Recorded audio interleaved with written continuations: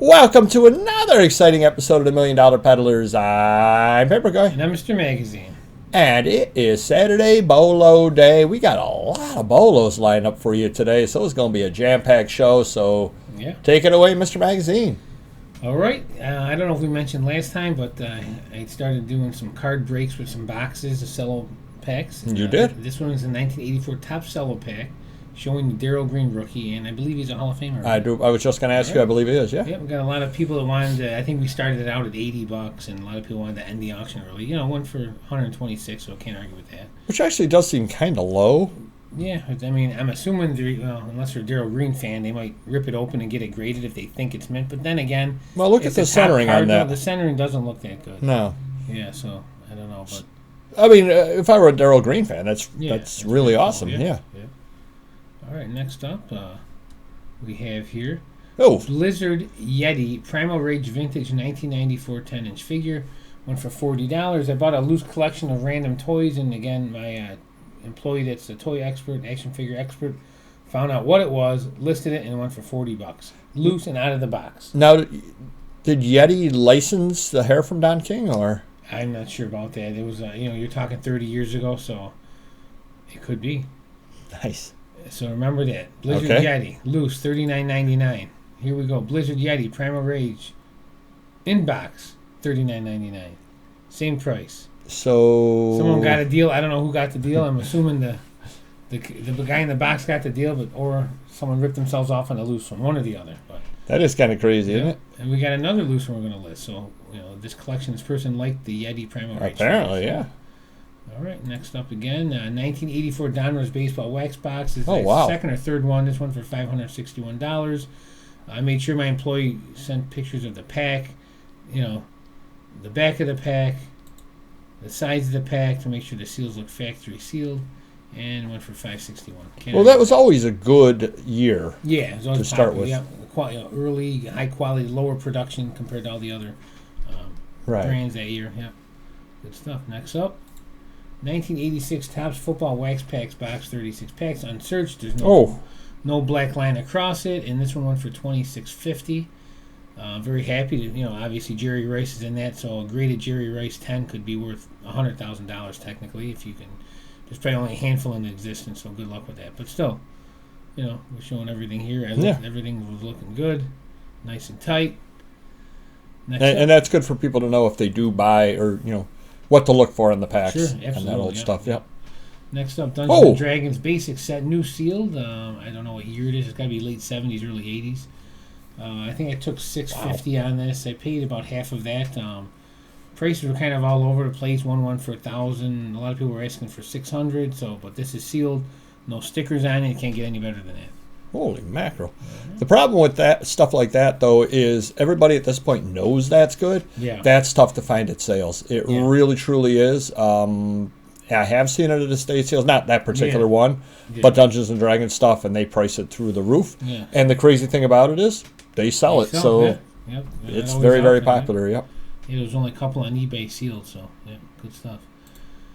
Next up, Fire Team 788 Cobra Hiss G.I. Joe Classified. I just brought this up because it was pulled wrong by my employees, shipped to the wrong customer. Finally got it back. He rebought it, $77.88.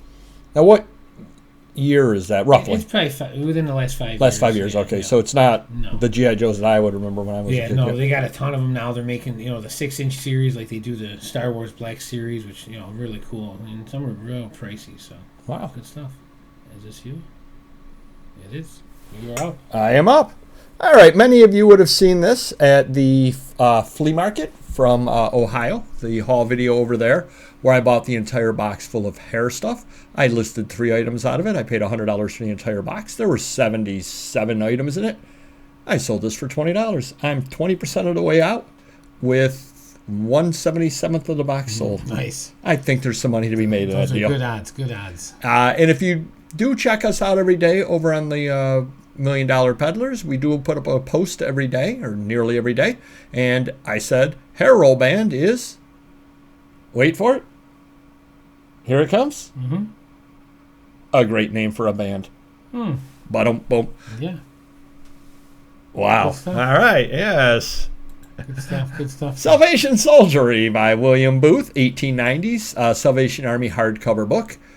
Took a $40 offer on it. Of course, the guy offered me $40 and got it, and then said, "I've been looking for this book forever." And I'm like, "Well, why didn't you tell me that to begin with? Then I would have countered you at 50.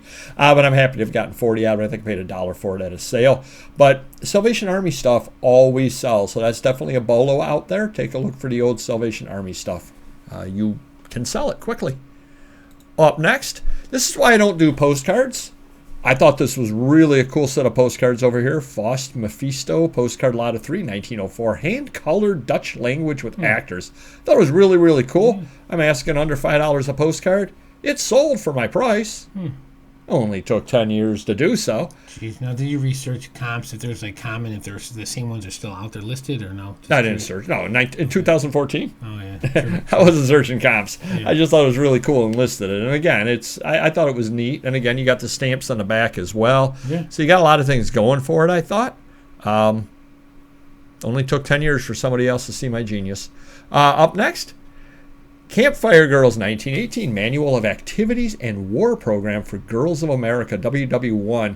Has some wear on it, as you can see, tears on spine, some spine paper missing, some dirt, little stain, some plain binding. So it's a nicely put a beat upon book.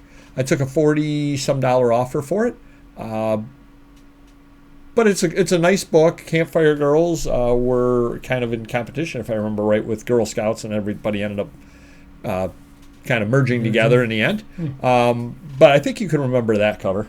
Yeah. It's a pretty striking cover out there. So if you do see a cover like that, definitely do pick it up. Is that like, it can't be common for that price, but were there others on eBay or no? Curious. Yeah, there were. I was a little bit higher. Cool. Higher than them. But I was also offering free shipping. Yeah, nice. Up next, Puerto Rico cover, 1897, Mayagüez to Baltimore, Maryland.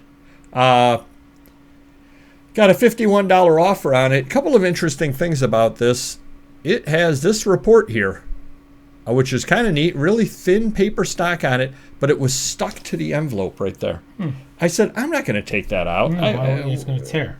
Yep. Let somebody else, let whoever buys it do the work. Yeah. And that's often what I end up doing on stuff is I'll just show it to you. And if you can get that steamed off real nice and have it separate, good for you. Right.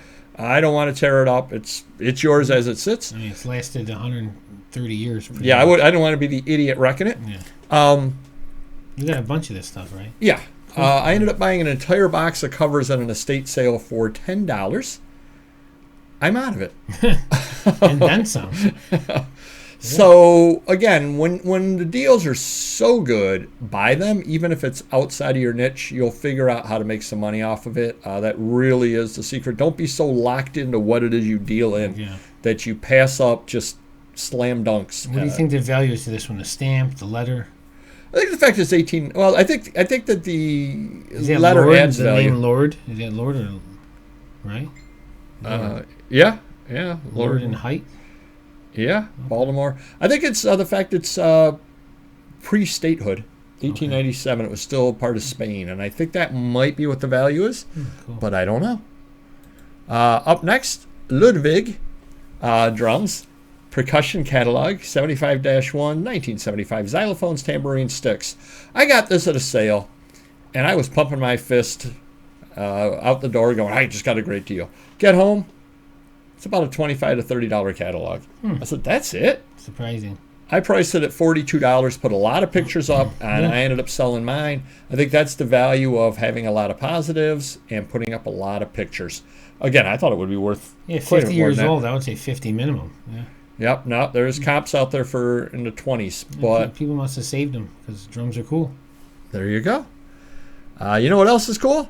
South African Panorama Magazine, October 1974, Jazz Festival, Carnivals, and Hang Gliding. I got $32 out of this. Ties back into what I've talked about a lot of times. If it's not common, you probably have not had too many of this magazine throughout the years. You kind of look familiar with the Panorama, but I don't know. I could just be thinking of like a Porsche or something. There you go. Not a common magazine at all. I cannot believe production numbers on this were through the roof. So definitely a magazine like this is worth picking up. I always pick up magazines from Africa. They take a while to sell, but there are not a lot of competition on them. Up next, Corn on the Curb Pinback. La CZUR, Minnesota, August 1966. I looked it up, and Le CZUR means the sweat in French. So what a wonderful, wonderful name for a town. But Corn on the Curb, I don't generally do pinbacks, but I saw this out there. The guy had it out for $1, and I said, you know something? Somebody's going to end up wanting that because that's oddball enough. Get home, I was all excited.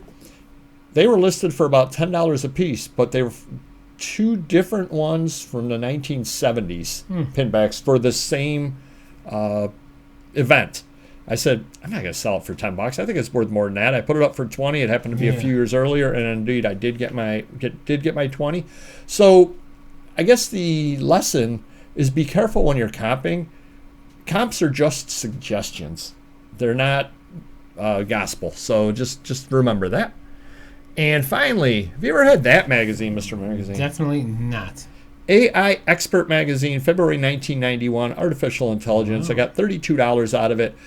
It's probably one of those magazines that I probably should have hidden away on my pile, my death pile, and listed it in 10 years, and it's probably a $75 magazine. Early AI magazine. Early AI magazine. Is this the only one, or you got a bunch of them?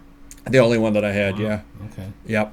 But definitely something other to look for when you're out there. Early AI stuff. I mean, it's 1991, so going to be a good deal. You'll be able to sell that kind of magazine no matter what or when you have it up for sale. Yeah. So hopefully that helps you a little bit, and we will see you next video. Take care. Bye bye.